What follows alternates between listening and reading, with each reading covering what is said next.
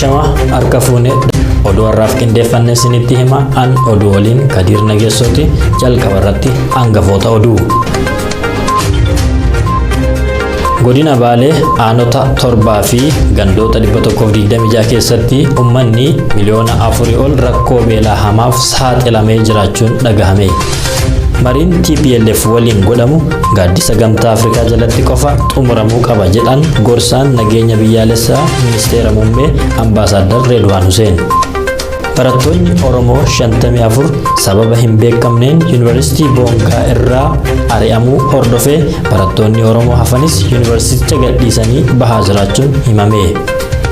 Biyyi Somaaliyaa baqattoonni biyya isaaniitii akka bahan ajajuun lammiilee Itoophiyaa yaaddessee kan jedhan hangafoota oduuti. Amma oduu bal'inaan.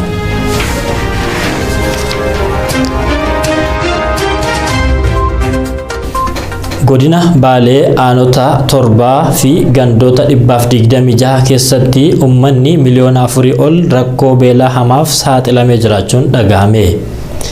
Uummanni aanota gammoojjii godina Baalee sababa rakkoo nageenyaatiif hongee irra deddeebiidhaan isaan mudateen aanonni 7 ol beeladoonni sababa kanaan jalaa dhumuun gaaga'ama guddaaf saaxilamanii jiru. Uummanni yeroo ammaa rakkoo hongee fi nageenyaa isaan mudateen dandamachuu dadhabuudhaan qe'ee isaanii gadhiisanii baqachuudhaan magaalota garaagaraa irratti faca'anii kadhaaf saaxilamaa akka jiran ragaalee fi viidiyoon bahaa jiran ni mul'isu. Uummanni aanota gammoojjii Baalee irraa buqqaan yeroo ammaa magaalota akka Shaashamannee fi Adaamaa keessa maatii guutuudhaan faca'anii jireenya gadadoodhaaf saaxilamaa jiru. Dubbiin wal qabateen rakkoon hongee godinaalee Oromiyaa kanneen akka Booranaa, Gujii, Harargee fi bakkoota garaagaraattis uummanni rakkoo beelaa hamaaf saaxilamee gargaarsa hatattamaa kan barbaadu ta'uu ragaaleen bahan ni agarsiisu. Kanaafuu dhaabbileen gargaarsa namoomaa, waldaaleen dhuunfaa, abbootiin qabeenyaa, mootummaa fi miti mootummaan uummata kanaaf birmannaa akka godhan dhaamsa keenya dabarsina. Mariin TPLF waliin godhamu gaaddisa gamtaa Afrikaa jalatti qofa xumuramuu qaba jedhan gorsaan nageenya biyyaalessaa ministeera muummee Ambaasaadar Redwaan Huseen. Ejjannoon kun ejjannoo mootummaa kan yoomillee hin jijjiiramne ta'uu qondaalli kun fuula Tiwiitara isaanii irratti kan ibsan yoo ta'u adeemsi jilli dippiloomaatotaa fi ergamtoota addaa Maqaletti imala irratti mootummaan gammachuu akka hin qabne Ambaasaadar Redwaan ibsanii jiru.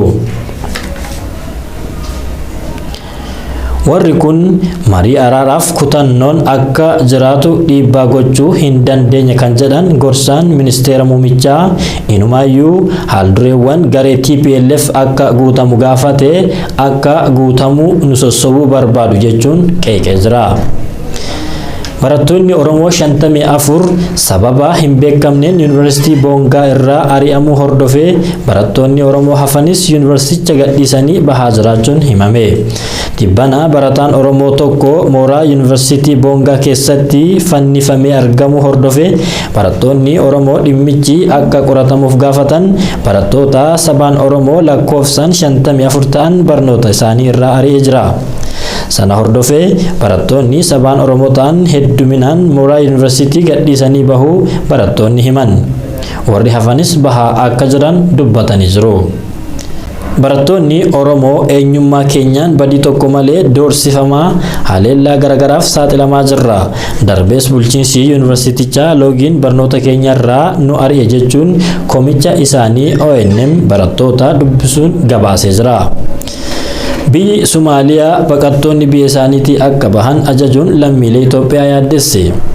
Biyyi gaanfa Afrikaa beekamtii idil addunyaa hin qabne Somaalilaand lammiileen biyya alaa heeyyama seeraa hin qabne biyyattii keessaa hatattamaan akka bahan akeekkachiiftee jirti.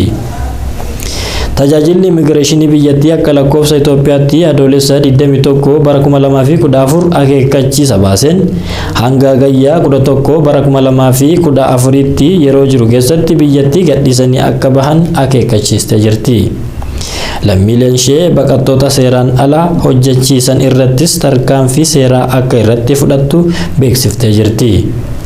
Baqattoota biroon addatti lammiileen Itoophiyaa Somaaliilaand keessatti hojii dameewwan garaagaraa irratti bobba'anii kan argaman yoo ta'u murtiin kun akka isaan yaaddesse ibsanii jiru. Filannoon pirezidaantummaa Keeniyaa hagayya 9 bara 2022 adeemsifamuuf wal morkiin cimaan geggeeffamaa jira. Filannoo biyya Keeniyaa hagayya 9 bara 2022 adeemsifamuuf duulli na filadhaa ji'oota darban haala adda ta'een adeemsifamaa ture jira. Filannoo pirezidaantummaatiif wal dorgomaa kan jiran dursaan paartii ODM fi morkataa cimaan Raila Amolo Odinga yoo ta'u paartiin UDA irraa ammoo itti aanaan pirezidaantii Keeniyaa kan turan William Ruto ta'uun ni yaadatama. Pirezidaantiin Keeniyaa Uhuru Kenyatta bara aangoo isaa waan fixaniif dorgommii kanaaf kan hin dhiyaanne yoo ta'u deeggarsa isaanii garuu morkataa isaanii kan ture Raila Odingaatiif taasisaa akka jiran beekameeti jira.